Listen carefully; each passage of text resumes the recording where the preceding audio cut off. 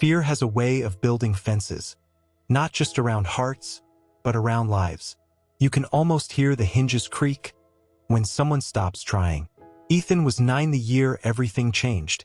One blink, and the world that once ran beneath his feet stood still.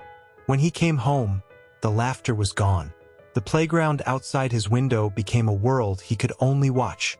Each step was work, each morning a mountain, and every night he fell asleep wishing his legs could forget what fear felt like. His mother smiled for him, but her eyes carried the same question he did. Will I ever be whole again? Then came the ranch. Miles of sky, sunlight glinting on fences, the scent of hay and dust and second chances. A place where healing wore hooves and hope smelled like hay. That's where Ethan met her. Her name was Grace, a chestnut mare with eyes like dark glass and stories buried deep beneath her scars. She trembled at every voice, flinched at every shadow, like she'd learned long ago that love could sound a lot like danger.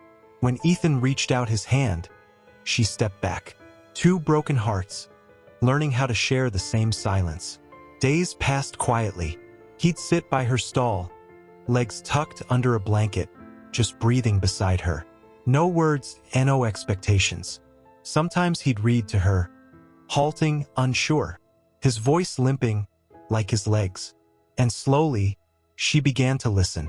Her ears flicked toward him, her breath slowed to match his own. Healing, it seems, doesn't happen in a rush.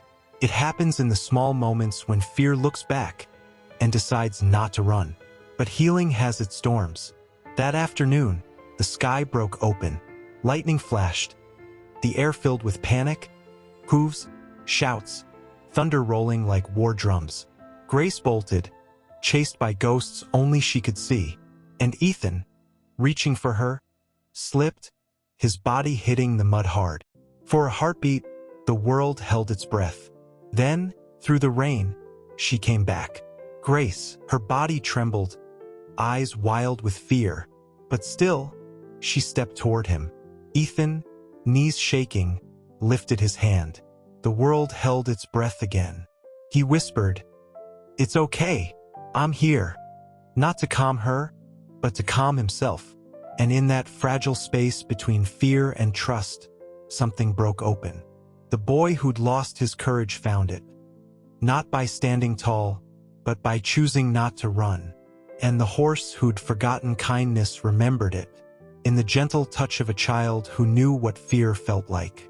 Months later, under a warm spring sun, Ethan walked beside Grace in a small therapy showcase. No crutches, no hesitation, just steady, quiet faith. His mother watched from the fence, tears glimmering like morning dew. The crowd clapped softly, but in that noise, only her heartbeat mattered.